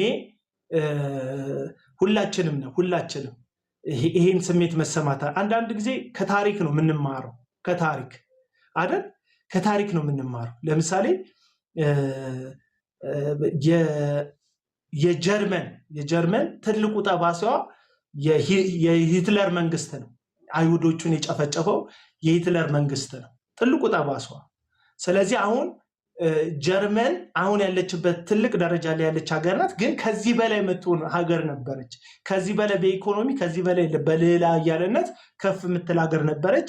የሆነ ጊዜ ዕዳ ላይ ገብታለች፣ በጦርነት ፈርሳለች። ምናምን ከእንደገና ነው ወደ ያንሰራራቸው የቀጠለችው። እና አሁንም ቢሆን እኛ ክርስቲያኖች በወንጌል የምናምን የኦርቶዶክስ እምነት ተከታይ፣ የፕሮቴስታንት እምነት ተከታይ፣ የካቶሊክ እምነት ተከታዮች መንቃት አለብን ብዬ አስባለሁ። አትሊስት ክርስትና ወንጌል ኢንላይትመንት ነው ብዬ አስባለሁ። ብርሃን። ስለዚህ አሁንም ቢሆን የፍትህ ጥያቄ ስንጠይቅ ቤተክርስቲያን የምትጠይቀው በወንጌል እውነት ውስጥ ገዳዩን የማይገድል በማድረግ ነው። ወይም ለመግደል የታጠቀውን ሰውዬ በክርስቶስ ፍቅር በመማረክ በጦር አይደለም፣ በክርስቶስ ፍቅር በመማረክ የወንጌል ሰባኪ ወይም የወንጌል ባሪያ በማድረግ ነው ሰዎችን ልንለውጣቸው የምንችለው እንደ ቤተክርስቲያን አገልግሎት ማለት ነው። ስለዚህ ለዛ ነው አሁን ዶክተር ደረጀ ከበደ በጣም የተከበረ ሰው ነው። ኦርቶዶክስ እምነት ተከታዮች በፕሮቴስታንት መካከል ማለት ነው። በቃ ቶፕ 10 አውጡ ብትሉን በቃ ራንክ ውስጥ ካሉ ሰዎች መካከል ለዛ ነው ወጥቼ ማልቃወመው እኔ ደረጀ ከበደ። በቃ መቃወም ስህተቱን ራሱ ስህተት ማለት እስኪከብድ እንደሚከብድባችሁ ሰው አለ አይደል? በጣም ትልቅ ሰው ነው በፕሮቴስታንቱ ማህበረሰብ ዶክተር ደረጀ ከበደ። ይህን የሚያክል ትልቅ ሰው የቴዲ አፍሮን ዘፈን ወንጌል ነው ብለዋል። በጣም ስህተት ነው። በአጭር ቃል የምንስማማው የእግዚአብሔር ቃል አለ። ሮሜ መጽሐፍ ምዕራፍ 1 ላይ የተጠቀሰው የእግዚአብሔር ቃል ወንጌል እንደ ስጋ የዳዊት ልጅ የሆነ እንደ ቅድስና መንፈስ ደግሞ የሞተ እንደ ቅድስና መንፈስ ደግሞ ከሙታን መካከል በኃይል ሆኖ ስለተነሳው ስለ እግዚአብሔር ልጅ ነው ይላል። ወንጌል ስለ እግዚአብሔር ልጅ። ፖይንቱ ምንድነው? ወንጌል ስለ መፍትሄ ሲያወራ አሁን ወንጌል የሚሰጠን መፍትሄ የእግዚአብሔር መንግስት ይመለሳል ነው እንጂ የብልጽግና መንግስት ይነሳል የሚል መፍትሄ የለውም። ወንጌል እንደዚህ ነው መፍትሄ የለውም።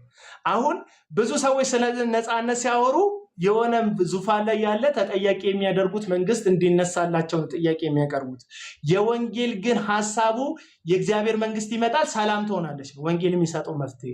ዳግም ይመጣል፣ የድንግል ማርያም ልጅ ዳግም ይመጣል፣ የወጉት ሁሉ ያዩታል። ቤተክርስቲያንን ሙሽራዊቱን ሊወስዳት በክብር ይመጣል። ያኔ እሱ ሲመጣ የእግዚአብሔር መንግስት በምድር ላይ ይነግሳል፣ ይገዛል። የወንጌል መልእክቱ ይሄ ነው። ይሄ መልእክት ደግሞ ለሁላችንም፣ ለትግራዋይ ብትል፣ ለአፋር ብትል፣ ለአማራ ህዝብ ብትል፣ ለኦሮሞ ህዝብ ብትል፣ ለሲዳማ ህዝብ ብትል፣ ለኦሮሚያ ህዝብ ብትል፣ ለሁላችንም የሚሆን መፍትሄ ነው። አያጣላን።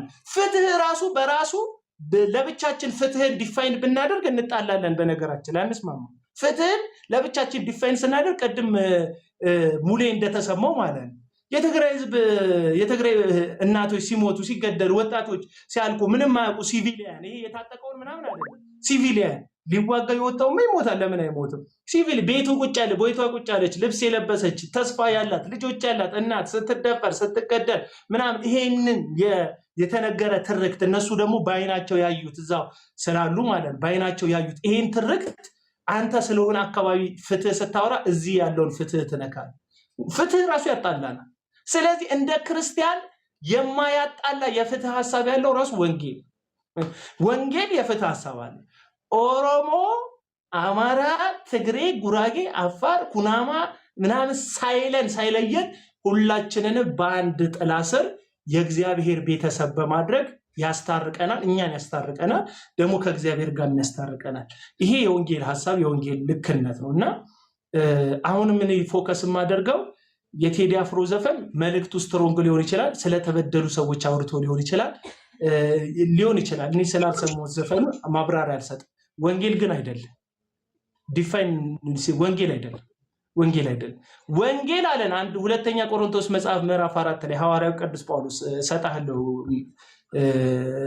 ወንጌል አለን ጳውሎስ ሲናገር ምዕራፍ 4 ላይ ወንጌል መጀመሪያ የነገርኳችሁን የሰማችሁትን ያመናችሁበትን የቆማችሁበትን የዳናችሁበትን ወንጌል አሳስባችኋለሁ አለና ይህም ወንጌል ክርስቶስ ስለ ኃጢአታችን ሞተ መጽሐፍም እንደሚሉ በሶስተኛ ቀን ከሙታን ተነሳ የሚል ወንጌል ነው። አለቀ።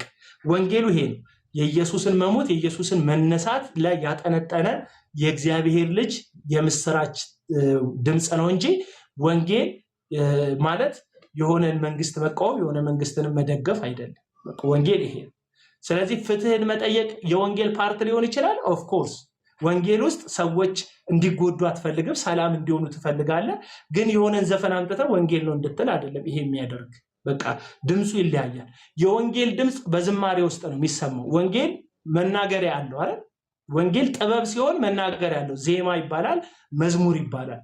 ወንጌል መናገሪያ አለው፣ መጽሐፍት ይባላሉ። ለምሳሌ የቤተ ክርስቲያን ፓስተሮች ይጽፋሉ፣ ወንጌላውያን ይጽፋሉ። በኦርቶዶክስ ደግሞ ጳጳሳት ይጽፋሉ፣ ዲያቆናት ይጽፋሉ፣ መጋቢዎች ይጽፋሉ፣ ጸሐፊዎች አሉ የሚጽፉት።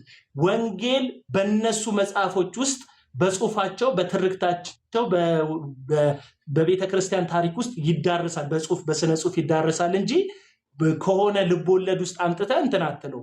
በልቦለድ ውስጥ የወንጌል ሐሳብን ማስተላለፍ ይቻላል? አዎ ይቻላል። ግን ልቦለዱ የያዘው የልቦለድ ሐሳብ ሙሉ ወንጌል ነው ማለት አይቻልም። ስለዚህ አሁን ቴዲ አፍሮ የሆነ ግጥሙ ላይ የእግዚአብሔር ቃል ጣል ቢያደርግ ዘፈኑ መዝሙር አይሆንለትም። እና አንዳንድ ሰዎች አጠጋግታችሁ ወንጌል ነው ያላችሁ እንደ ዶክተር ደረጃ አይነት ትልቅ ሰዎች እባካችሁ ስለምንወዳችሁ ስለምናከብራችሁ ነው ሐሳብ መስጠት ማንፈልገው በእናንተ ላይ። ወንጌል የቴዲ አፍሮ ዘፈን ትክክለኛ መልእክቶች ሊኖሩትም ላይኖሩትም ይችላሉ ስላልሰማሁት። ነገር ግን ወንጌል አይደለም። እርግጠኛ ነኝ የምናገረው ዘፈን ውስጥ ወንጌል ስለሌለ ማለት ነው። ሙሌ ቀጥል። ቅድም ባነሳው ሐሳብ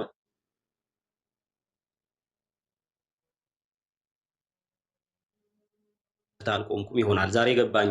ቆንጆ ነው እሱ። አሁን አንተ ስለተናገርክ ምናልባት ፐርሰናሊ ስለራስህ እያወራህ እንደሆነ እንደዛ አልተረዳሁትም።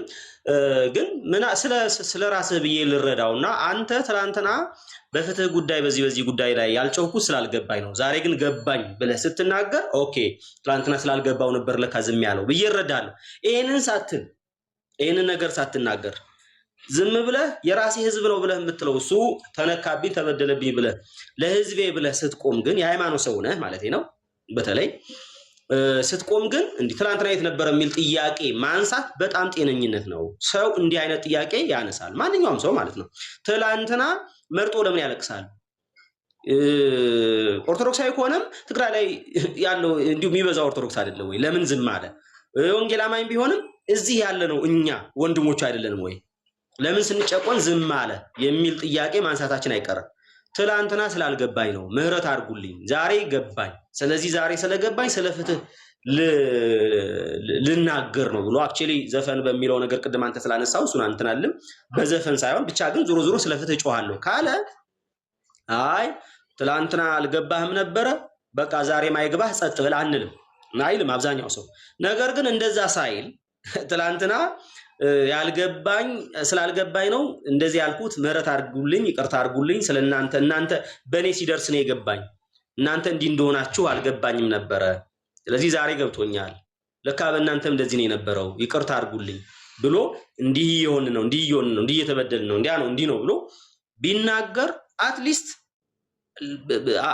ትክክለኛ ሰው ነው። በቃ መንፈሳዊ ክርስቲያን ምናምን ባትል በቃ አይ ትላንትና ስላልገባው ነው አሁን ግን ገብቶታል የፍትህ ሰው ነው ብለህ ትላለህ። በቃ ይሄ ሰው ለፍትህ የቆመ ሰው ነው ብለህ አትሊስት ትላለህ፣ መንፈሳዊነቱን ወደ ጎን አስቀምጠን ማለት ነው። ነገር ግን ዝም ብሎ ምንድነው የሚባለው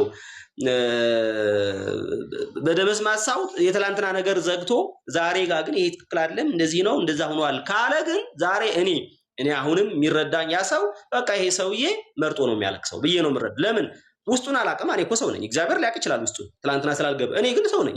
እኔ ትላንትና ስላልገባው ነው ብዬ እንዴት ላስብ? እንደዛ ትላንትና ስላልገባው ነው እሱ ነው ሊነግረኝ የሚገባውና በዛ መጠን እንደዛ ካላለ አንድ ሰው ትላንትና ስላልገባኝ ነው ይቅርታ አድርጉልኝ፣ ለካ እንደዚህ ነበረ፣ ይሄን ያህል ከባድ ነበረ ምናምን ብሎ ምህረት አድርጉ። ኦኬ ስላልገባ ነው አየህ እኛም እኮ ብለን ምናምን ትለዋለህ። እና ዝም ብሎ ስለ ትላንቱ እንትን ብሎ ያው የልቤን ይወቁ ካለ ግን የልብኛ ማወቅ አንችልም። እና አሁንም ምንድነው ሊል የሚችለው አንድ ሰው አንተ መርጦ አልቃሽ ነህ ሊል ይችላል። ያ ማለቱስ ልክ ነው ወይ? አዎ ልክ ነው።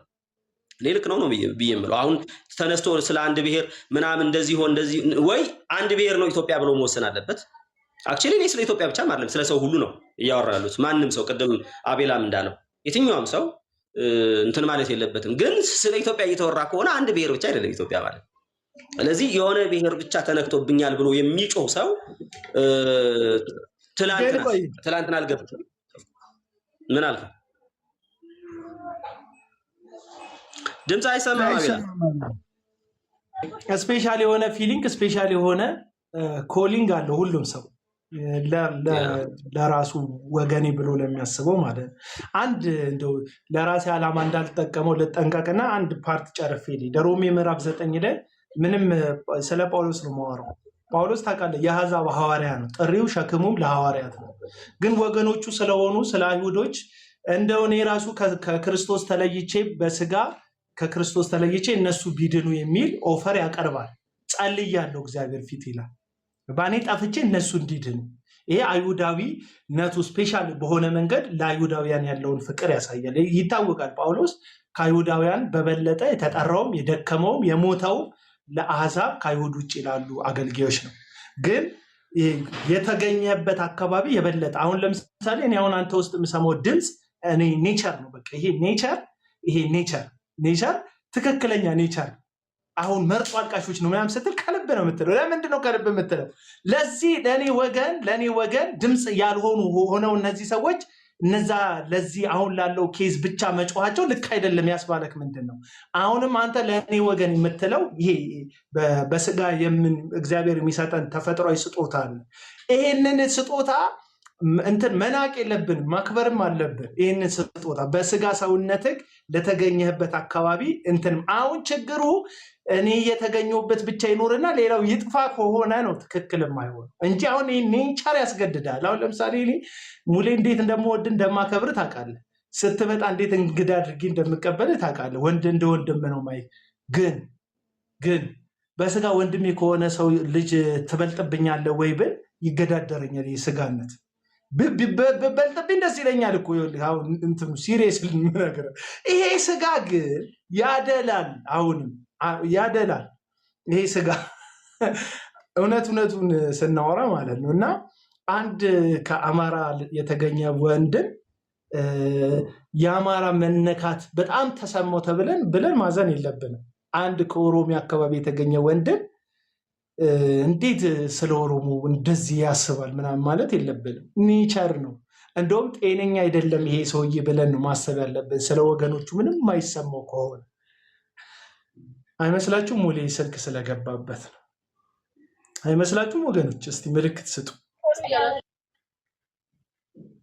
አይመስላችሁም? እና የተፈጥሮም አንዱ ጎን ነው ይሄ። የተፈጥሮም አንዱ ወገን ነው። ሙሌ ስልክ አስወጥቶት ነው ላክልኝ ሙሌ። እና የተፈጥሮም አንዱ ማንነት ነው። እና አንድ አልፈን ቤተክርስቲያን በእርግጥ እኔ ያው ከሙሌ ጋር የምስማማው ጉዳይ እንደ አንድ ሰው እንደ አንድ ግለሰብ አንድ የትግራዋይ ተወላጅ በትግራይ ለደረሰ በደል በትግራይ ደረሰ ለሚለው ሀዘን መቆርቆሩ ተፈጥሯዊ ሰውነታዊ ስጋዊም እንደሆነ ባስብን፣ ግን አንድ መንፈሳዊ ነኝ የሚል ሰው ደግሞ ከዛ ባለፈ መጠን ምን ይጠበቅበታል? እንደ መንፈሳዊ ሰው የበለጠ እንትን ይጠበቅበታል የሚል ሀሳብ ነው እንትና የሚያነሳው። ይሄ ከእንትን ያልፋል፣ ከወገንተኝነት ያልፋል። ለምሳሌ አንድ የኦርቶዶክስ ቀሳውስት የሆነ ሰው ወይም አንድ ፓስተር ነኝ የሚል ሰው ከተወለደበት አካባቢ እኩል ያልተወለደባቸውም አካባቢዎች ቢያሳስቡት ይመረጣል። ለምን? መስቀል ይዟል፣ ወንጌል ይዣለሁ ብሏል። ይህ ወንጌል ደግሞ የጥል ግርግዳ የፈረሰበት ነው። አማራነት፣ ኦሮሞነት የታረቁበት ነው። ትግራዋይነት፣ ኦሮሞነት፣ ትግራዋይነት፣ አማራነት፣ ወላይታነት፣ ስዳማነት፣ ሀዲያነት የታረቁበት ነው ማለት ይሄ የብሔር እንትን የለውም። መስቀል ኢየሱስ ሲሰቀልበት በስጋው ሰውነት አፍርሶታል። አይሁዳዊ ግሪካዊ የለም፣ ባሪያ ጨዋ የለም። ይሄ የልዩነቱን ጣጥር አፍርሶታል እግዚአብሔር። ስለዚህ አንድ ወንጌል ይዣለሁ የሚል ሰው ከዚህ እንትን ማለፍ አለበት፣ ከብሔረተኝነት ከዘረኝነት ማለፍ አለበት። ስለዚህ የኔ ሀገር እኔ የተወለድኩበት አካባቢ ሰላም ከሆነ ሌላው ሰላም ይጣ የሚል ከሆነ እንደዚህ አይነት ልብሰ ተክህኖ ያደረገ ፓስተር የሚል ስም የለጠፈ ሰውዬ እስፔሻሊ መጠየቅ አለበት። ታሪክ ይጠይቀዋል፣ እግዚአብሔርም ይጠይቀዋል ያን ሰውዬ። እንደዛ አምናለሁ። ልክ ነው።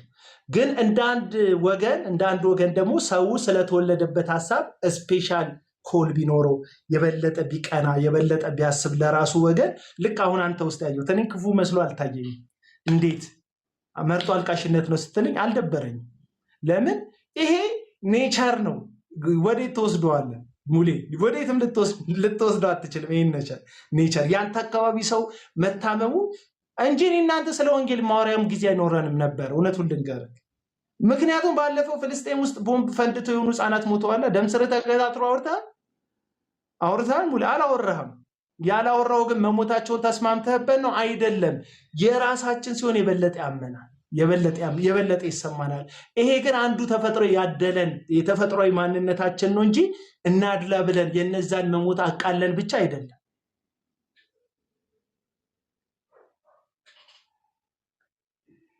ኔቸር አይደለም አልስማማም ይለኛል። ምንድን ነው ታዲያ አናፖሎጂቲክስ? ይሄ ለቤተሰብ አሁን ለምሳሌ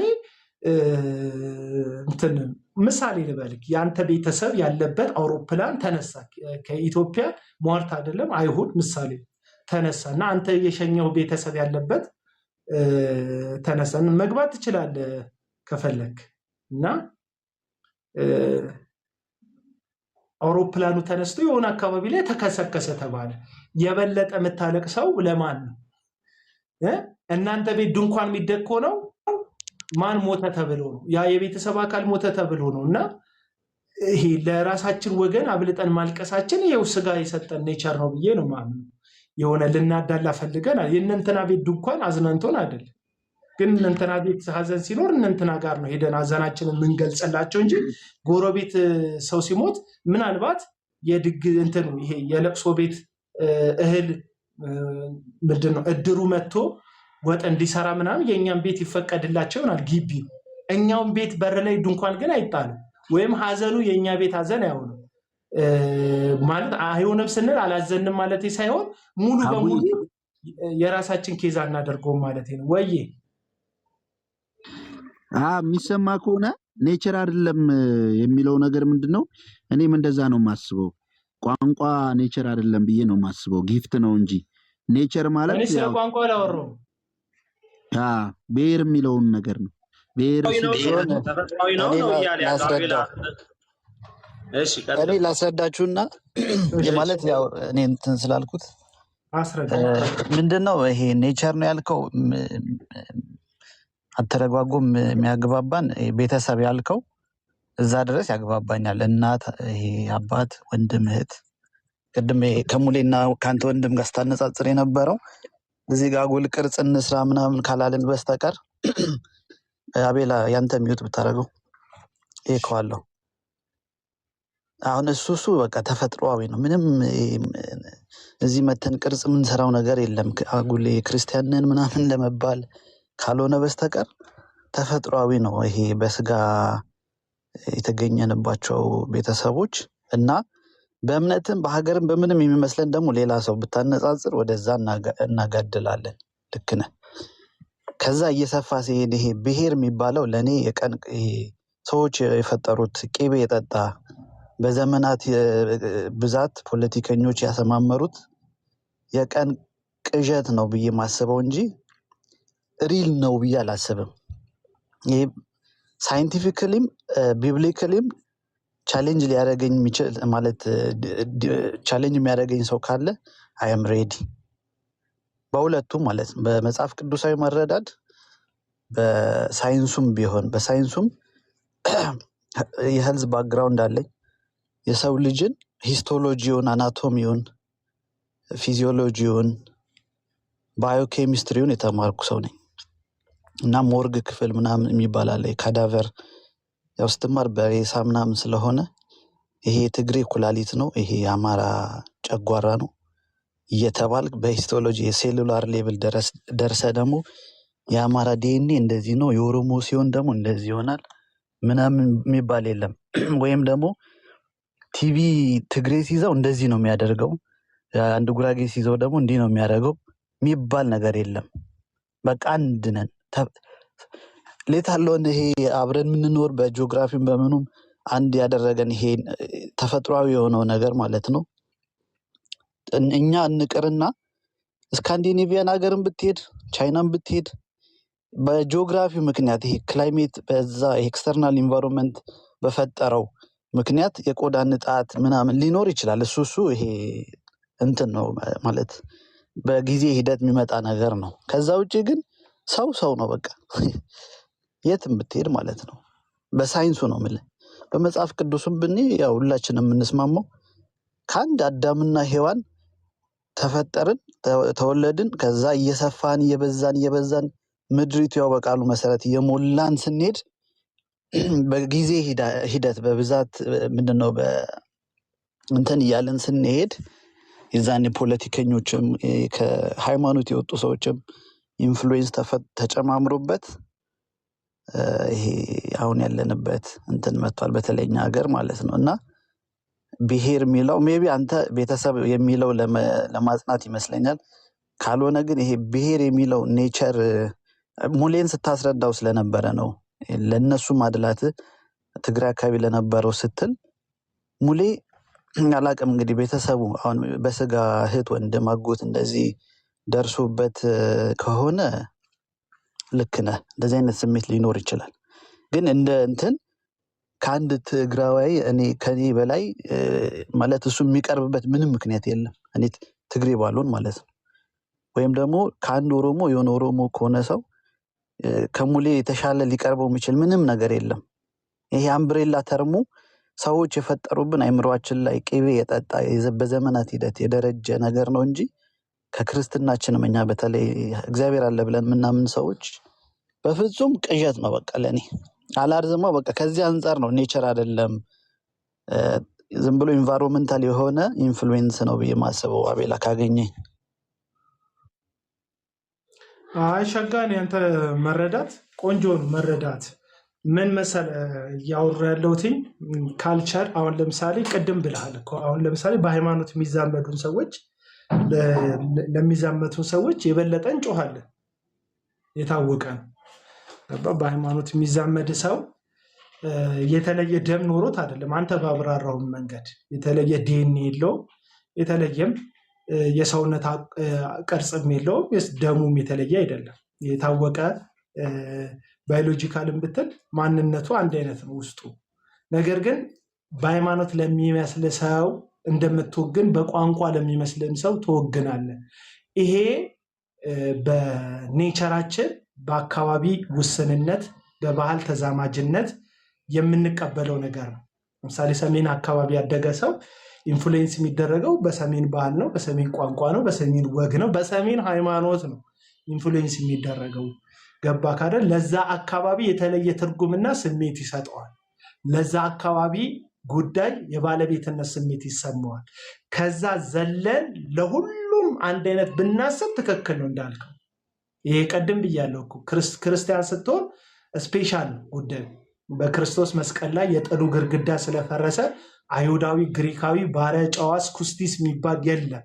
ሁላችን በክርስቶስ ታርቀናል። ኢየሱስ እኮ ከራሱ ጋር ብቻ አይደለም ከአባቱ ጋር ከመንፈስ ቅዱስ ጋር ብቻ አይደለም ያስታረቀን ከራሳችንም ጋር ነው ያስታረቀን።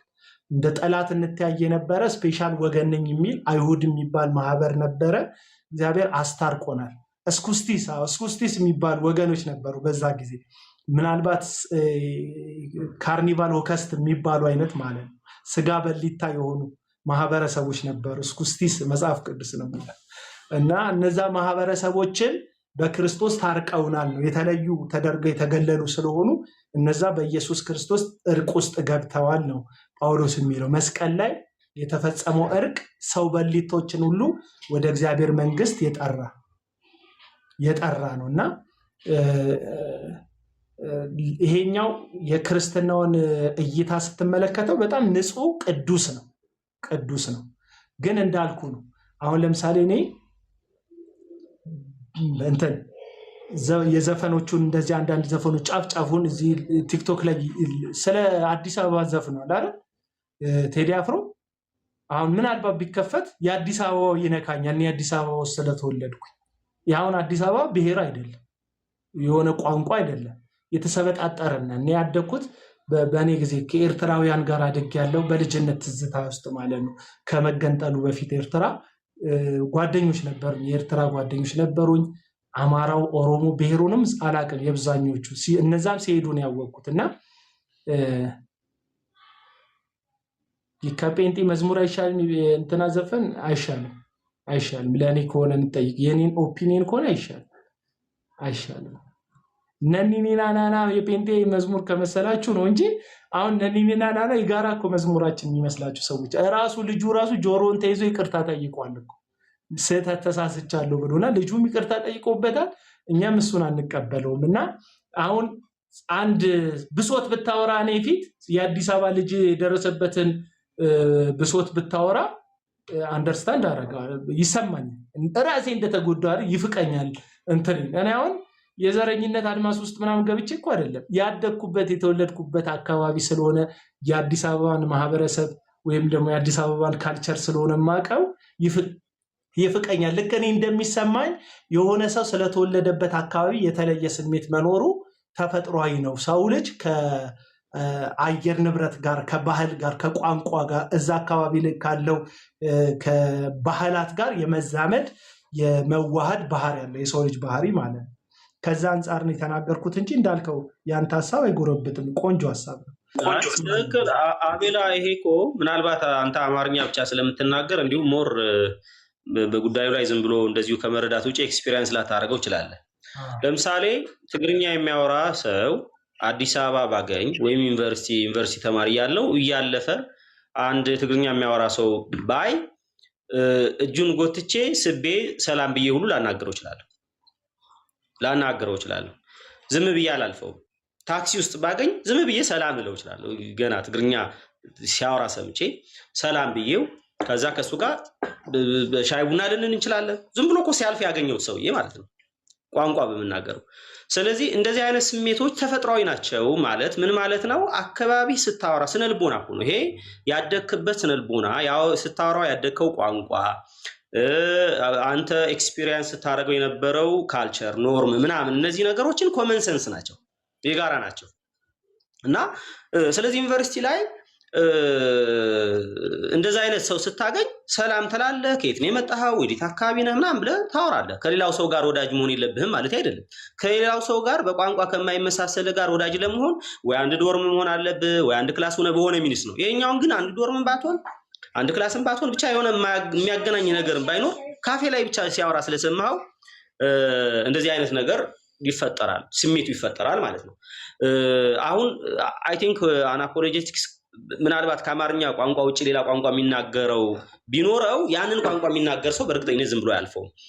ውጪ ለምሳሌ ውጪ የምትኖሩ ሰዎች ኢትዮጵያዊ አማርኛ የሚናገር ሀበሻ ብቻ ኢትዮጵያዊ ስታይ እና ከሌላው ፈረንጅ በተለየ መንገድ አታናግሩትም ማለት ከእሱ ጋር የተለየ ቀረቤታ ለማድረግ አትሞክሩም። ግልጽ ነው ይሄ ነገር። ግን እኔ አሁን ለምሳሌ በዚህ ቅድም በተባለው ጉዳይ ላይ ክሊር በሆነ መንገድ እንዲሁም በዚህ ጉዳይ ላይ አንድ ሪሰርች ሰርቼ ፕሬዘንት አድርጌያለሁ። ፕሬዘንት ያደረኩት ምንድነው እኔ ቅድም እንደተባለው ሌላው እንዲጨቆን ሌላው እንዲጠፋ መፈለጉ ነው ትክክል ያልሆነው። ሌላው እንዲጠፋ የሌላውን ነገር የሌላውን መብት ረግጠህ የራስን ጥቅም ማስከበሩ ነው ትክክል ያልሆነው። ዘረኝነት ማለት እሱ ነው። የራስህን አካባቢ መውደድ እኔ ዘረኝነት ብያል እንደዛ አልወስደውም። እኔ አክቹአሊ አሁን ለምሳሌ አንድ የኦሮሞ ተወላጅ እኔ አካባቢን እወዳለሁ፣ አካባቢን አለማለሁ፣ አካባቢ እንደዚህ አደርጋለሁ ቢል ዘረኛ አይደለሁም። ግን የኔን አካባቢ ለማልማት አካባቢን መውደዴን ግን ከዛ ማዕድን አምጥቼ ነው ከዛ ጨቁኜ ነው ያኛውን ረግጬ ነው ካለ ነው ትክክል የማይሆነው። ስለዚህ ሌላኛውን ጎድቶ የራሱን መጥቀም ከፈለገ ነው እንጂ አካባቢውን ማልማቱ ማድረጉ የሆነ ነገር ማድረጉ የራሱን እንትን አካባቢ ያለውን ማህበረሰብ መውደዱ መጥፎ ነው እያልኩ አይደለም። በሚገርም ሁኔታ ግን ምንድነው እኔ እንዲሁም ሙግቴ የነበረው ባቀረብኩት ጥናት ላይ ጦርነት ስለ ጦርነት ነው። ጦርነት ማለት መጽሐፍ ቅዱሳዊ ነው፣ ክርስቲያናዊ ነው፣ ክርስቲያን መዋጋት አለበት የለበትም በሚለው ጉዳይ ያቀረብኩት ነገር ነበረ። ምንድነው ያቀረብኩት ጽሁፍ? እኔ ጦርነት እኔ በበኩሌ ሶስት አይነት ምልከታ ነው ያለው። ፓሲቭ ተብለው ከሚባሉ አመለካከት ካላቸው ወገኖች ነኝ እኔ። ጦርነት ክርስቲያናዊ አይደለም ብዬ ነው የምለው ነኝ የኔ አመለካከት ማለት ነው። አክቲቭ አሉ ጦርነት ሶስት አይነት ምልከታ ነው ያለው። ይቻላል አይቻልም የሚል አለ፣ እንደየሁኔታው የሚል ደግሞ አለ፣ ሁኔታው ካስገደደህ የሚል አለ። ስለዚህ እኔ ጦርነት ትክክል አይደለም ብዬ የተቃወምኩበት ምክንያት ለምንድን ነው ብትለኝ፣ እኔ ትግራዋይ ሁኜ ከዚህ ወገን ተሰልፌ ብሄድ ክርስቲያን ወንድሜን ሌላውን ተው ክርስቲያን ወንድሜ አንድ አይነት እምነት ከኔ ጋር ያለው በክርስቶስ አካል ውስጥ ያለ ብልቱ ነው ያለ ሰው ልገድል ነው ወይ የሚሄደው? ቤተክርስቲያን እርስ በርሷ ተዋጋች ማለት ነው ጦርነት ከፈቀደች። እዚህ ጋር ያለው ክርስቲያን ከዛ ከሚመጣው ጋር ተዋጋን ማለት ነው። ስለዚህ እኔ ለምሳሌ አቤላ ከዛ ብትመጣ አንተ ልገድል ነው ማለት ነው። ስለዚህ እንዴት አንድ አካል ውስጥ ያለን የክርስቶስ አካል ውስጥ ያለን ብልቶች እርስ በርስ እንዴት እንዋጋለን ነው ዋናው እንትኔ ማለት። ስለዚህ እኔ አልዋጋምም። ኢቭን በብሔር በቋንቋ ከሚቀርበኝ ይልቅ በሃይማኖት የሚቀርበኝ በሃይማኖት ከኔ ጋር የሚመሳሰል ሰው ለኔ ይቀርበኛል ብዬ አምናለሁ። ማለት ምን ማለት ነው? ለምሳሌ በብሔር በቋንቋ ሰው ይቀርባል። ያው ከተመሳሳይ ከኔ ጋር አንድ አይነት ቋንቋ የሚያወራ አንድ አይነት ብሔር ያለ ሰው ከሌላው ሊቀርበኝ ይችላል። ግን በክርስትና አንጻር ግን ለኔ የሚቀርበኝ የትኛው ነው ካልክ በብሔርና በቋንቋ ከሚቀርበኝ ይልቅ በጌታ ወገኔ የሆነ የወላይታ ሰው፣ የኦሮሞ ሰው፣ የአማራ ሰው ለኔ ይቀርበኛል። በጌታ ካልሆነው ከኔ አካባቢ ካለው ከትግራዋይ ጋር ለምን ይሄኛው የኔን ያሳደኛል ባይዘው እኔ ጋር ያለው ብሔሬ ያለው ሰውዬ እኔ ጋር ያሳደኛል በወንጌል ምክንያት ማለት ነው። ያኛው ግን ከኔ ጋር አብሮ የሚሰደድ ነው ቢመጣ ማለት ነው አብሮ የሚሰደድ ነው። እኔ ያኛው ከኔ ጋር አብሮ ወራሽ ነው፣ የዘላለም ሕይወት አለው በጌታ ከኔ ጋር ወራሽ ነው ለዘላለም አብረን ምን ይሄኛው። ስለዚህ ኦሬዲ ይሄንን ነው እኔ ማምነው ከብሔሬ ይልቅ እምነቴና በጌታ የሆነውን ወንድሜ ለኔ ይበልጥብኛል የሚል መረዳት አለኝ። እንደዚሁ ነው ማምነው። መጽሐፍ ቅዱስም የሚለው እንደዛ ነው። መልካም ከማድረግ ማኳያ መጽሐፍ ቅዱስ በግልጽ በገላትያ መልእክት ላይ ለሰው ጊዜ ካገኛችሁ ለሰው ሁሉ መልካም አድርጉ ይልና ይልቁኑ ለሃይማኖት ቤተሰቦች ይላል። ስለዚህ አንዳንድ ጊዜ ቤተክርስቲያን ላይ ያሉ ነገሮችን ይሄ ይሄ ምንድነው የሚባለው ኤንጂኦዎች ምናምን ነገር እነዚህ ነን ገቨርንመንታል ኦርጋናይዜሽን ማለት ነው የሚረዱ ምናምን ከቤተክርስቲያን ክርስቲያን እየተራበ አገልጋይ እየተራበ ክርስቲያን እየተራበ ሌላውን ሰው ያግዛሉ፣ ሌላውን ሰው ይረዳሉ። ሰው ሁሉ ማገዝ፣ ሰው ሁሉ መርዳት መልካም ነው፣ ጥሩ ነው፣ ምንም ጥያቄ የለውም። የሚቀድመው ግን ወገንህ ነው። በሃይማኖት አንድ የሆነው አንተ በጌታ የሆነውን ሰውዬ ነው የሚቀድመው። ይሄ መጽሐፍ ቅዱሳዊ ፕሪንሲፕል ነው፣ መጽሐፍ ቅዱሳዊ መርህ ነው፣ መጽሐፍ ቅዱሳዊ መርህ ነው። ስለዚህ መጽሐፍ ቅዱስ ይልቁኑ ለሃይማኖት ቤተሰቦች ብሎ ለክርስቲያኖች ይልቁኑ ብሎ ለሰው ሁሉ መልካም ነገር አድርግ ግን ለሃይማኖት ቤተሰብ ደግሞ ይቀድማል ይበልጣል ብሎ በግልጽ መጽሐፍ ቅዱስ ይናገራል ማለት ነው። ይሄ ቢብሊካል መጽሐፍ ቅዱሳዊ ነው። ምንም ይሄ ወደዛና ወደዚህ ልናረገው ልናመናፍሰው የምንችል ነገር አይደለም። እና ስለዚህ ትክክለኛው እውነት ምንድነው ከተባለ ቅድም አቤላ ያልከው ትክክል ነው። ላይክ የራስህን አካባቢ አንተ ያለህበት ሁኔታ አንተም ራስህ ኤክስፒሪየንስ ያረከው ግፍ ሲኖር አንዴ ምናምን ብለህ ስለዚህ ድምጽ ልትሆን ይችላል። ስለዚህ ያኛውም ራሱ ያለበት አካባቢ እያየው ያለው ግፉ እየተፈጸመ እያየ የራሱ ወገን ሆኖ ወገን ኢንኬስ በስጋ ሊሆን ይችላል። ቅድም ባልነው ያው እንግዲህ ወንድማችን አናፖሎጂክስ በብሔር ወገን የሚባል ነገር የለም እያለን ነው። ዙሮ ግን እንደዚህ አይነት ነገር አለና ሐሳብን ሊስጡኝሽ ምን አልክ ጆ? አይ የሚሰማ እሺ